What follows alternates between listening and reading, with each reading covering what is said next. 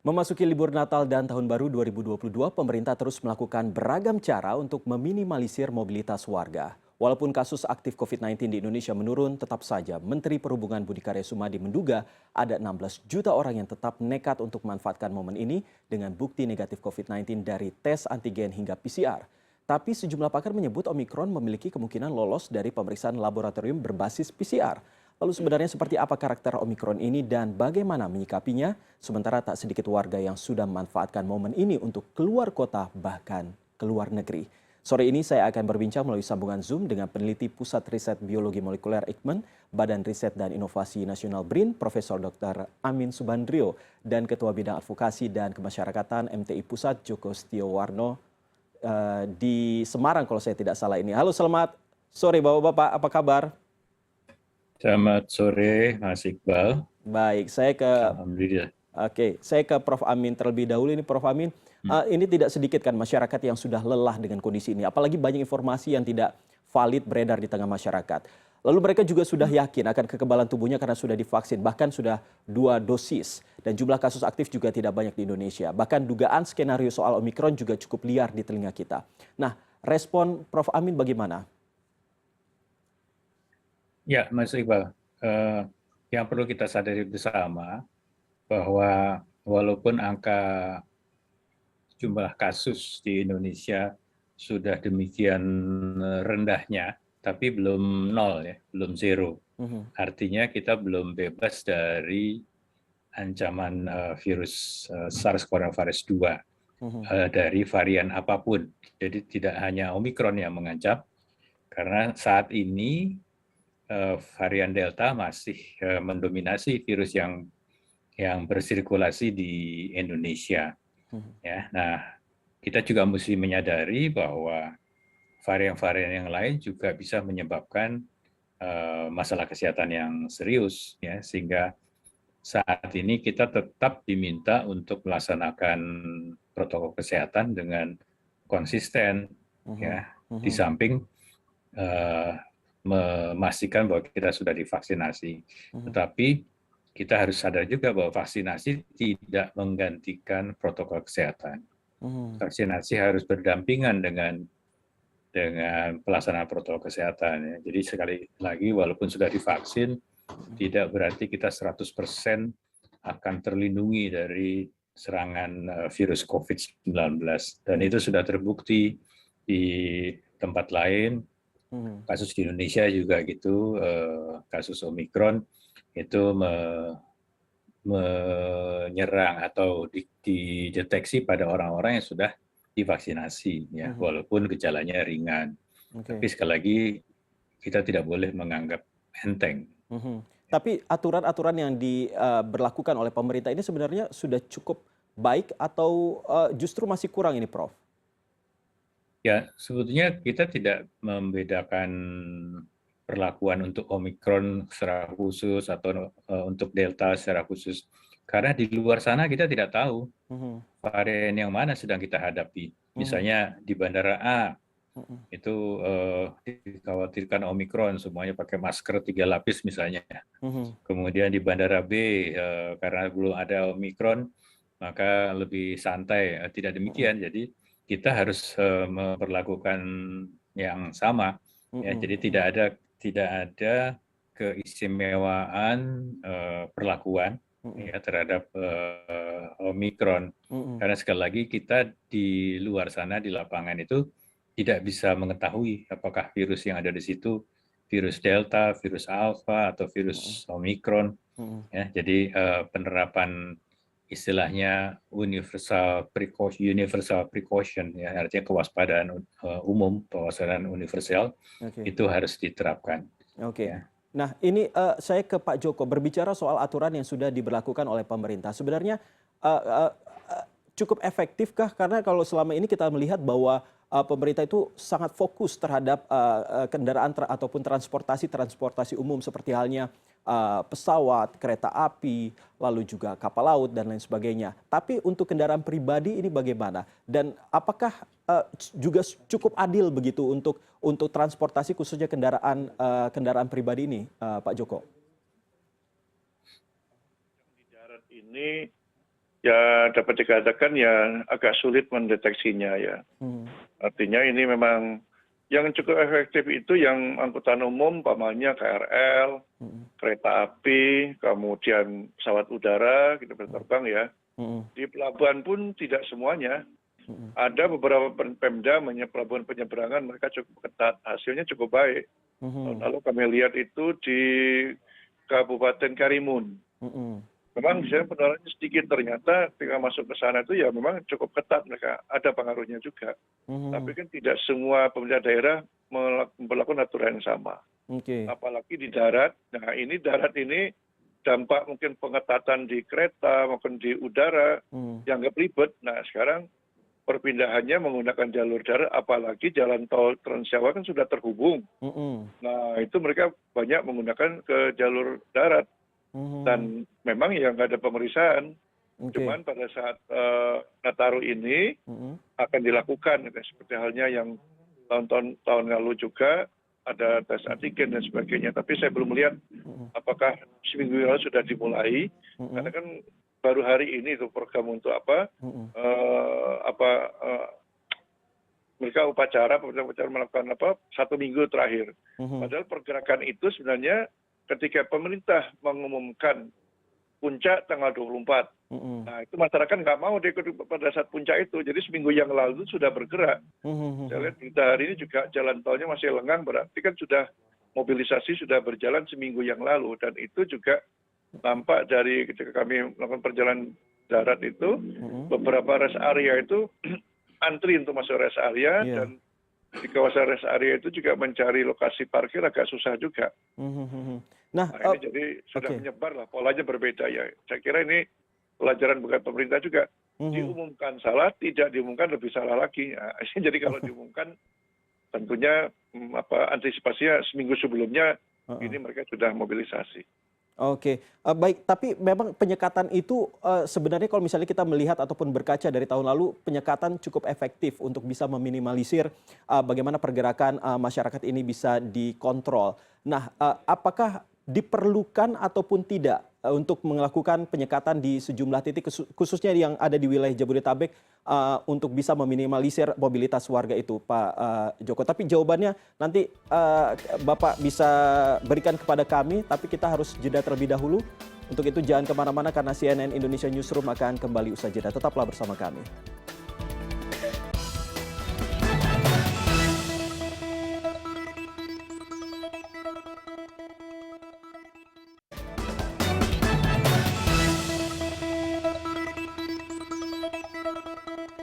Terima kasih Anda masih bersama kami dan saat ini masih bersama saya ada dua narasumber, ada Pak Profesor Amin Subandrio dan juga Pak Joko Setiowarno yang dari MTI. Tentunya ini kami masih membahas terkait dengan bagaimana kita bisa mewaspadai COVID-19 varian Omicron di tengah euforia libur Natal dan juga Tahun Baru 2022.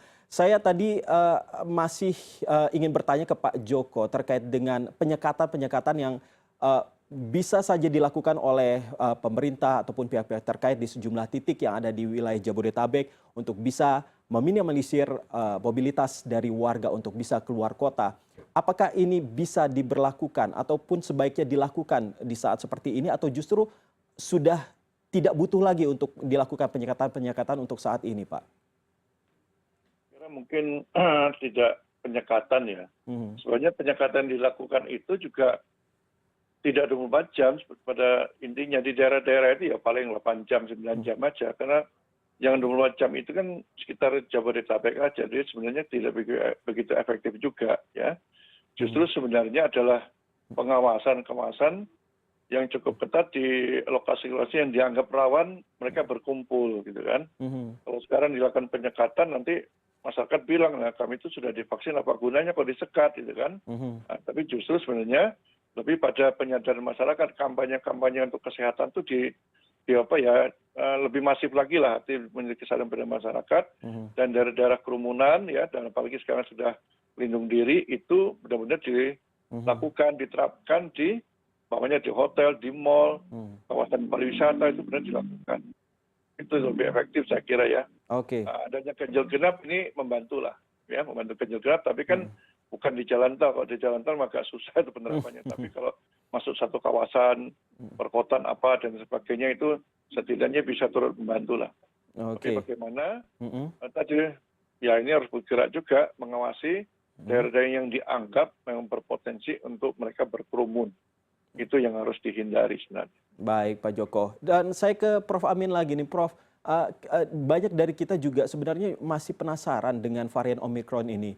Soal spesifikasi ini seperti apa dan juga ada informasi katanya tidak menimbulkan gejala berat seperti halnya Delta. Penemuan-penemuan yang dilakukan oleh WHO ataupun dari pakar-pakar di seluruh dunia terkait dengan varian Omikron ini seperti apa sih, Pak? Ya, jadi sebenarnya ada 4 sifat ya yang dikhawatirkan terjadi pada Omikron ini terkait dengan banyaknya mutasi. Kita sudah tahu bahwa mutasinya ada sampai 50 mutasi dan 30 diantaranya berada di spike protein. Dan itu dikhawatirkan pertama menyebabkan penularannya lebih cepat atau lebih luas. Yang kedua menyebabkan diagnosisnya menjadi lebih sulit ya karena beberapa PCR barangkali tidak bisa terdeteksi ya.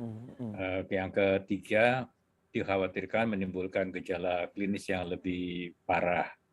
Dan yang keempat menyebabkan vaksin menjadi kurang efektif.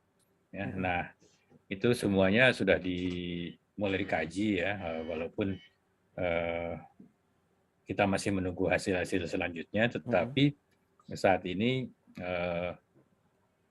beberapa temuan mengindikasikan bahwa pertama yang pasti gejala klinisnya itu sebagian besar sangat ringan dan bahkan banyak yang sama sekali tidak ada gejala.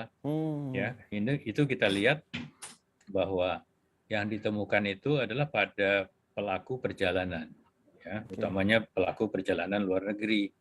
Nah, mereka bisa melakukan hal itu tanpa dikhawatirkan ada penyakit dan sebagainya karena mereka merasa tidak ada keluhan.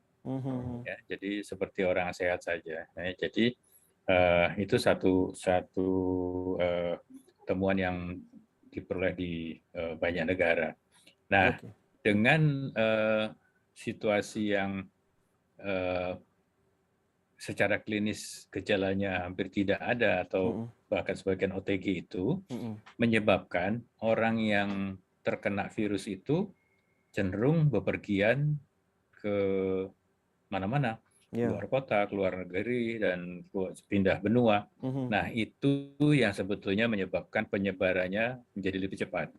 Ya, jadi mobilitas manusia lah yang membawa virus itu bisa beredar ke semua benua dalam waktu yang relatif singkat. Nah, itu faktornya. Ya, oleh karena itu yang menjadi salah satu concern perhatian pemerintah kalau bisa dihimbau masyarakat membatasi mobilitas ya karena virusnya tidak terbang sendiri, itu pasti akan dibawa oleh manusia. Prof, ya. Kalau misalnya kita kalau misalnya Omikron ini tidak terlalu begitu berbahaya, lalu kenapa kita harus begitu khawatir dengan adanya varian ini, Prof? Dan soal PCR juga itu, Prof. Kalau misalnya sempat dikatakan bahwa ternyata Omikron ini kemungkinan tidak bisa terdeteksi dengan hanya PCR saja. Kenapa bisa seperti itu, Prof? Ya, karena ada mutasi di gen S-nya yang begitu banyak, ada 30 mutasi, itu bisa menyebabkan PCR yang mendeteksi, yang menggunakan gen S itu sebagai target ya. Biasanya PCR itu mentargetkan beberapa gen. Ya. Jadi dia akan mendeteksi gen N, gen E, gen ORF misalnya ya, dan juga ada yang menggunakan gen S. Nah, kalau kit PCR itu menggunakan gen S, mungkin yang lainnya positif tapi gen S-nya negatif. Ya. Nah, itu tadinya dianggap sebagai satu hal yang mengkhawatirkan ya, tetapi sekarang justru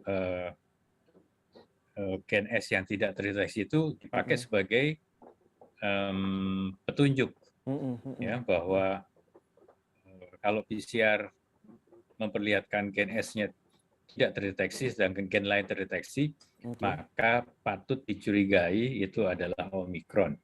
Oleh karena itu hasil PCR seperti itu sampelnya harus cepat dilakukan whole genome sequence ya untuk memastikan apakah ini Omikron atau bukan.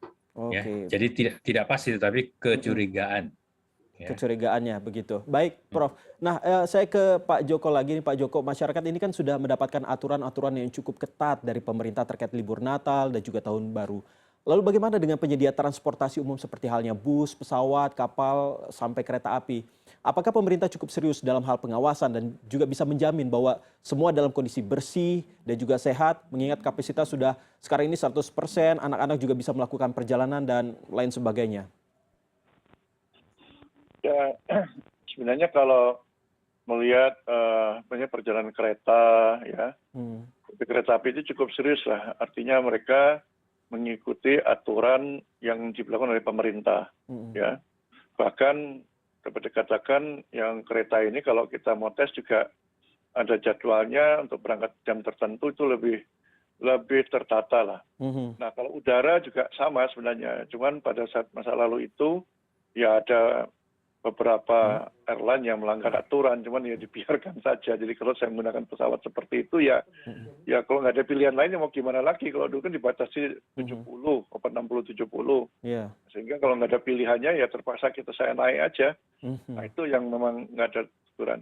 Namun yang memang agak susah ini di darat.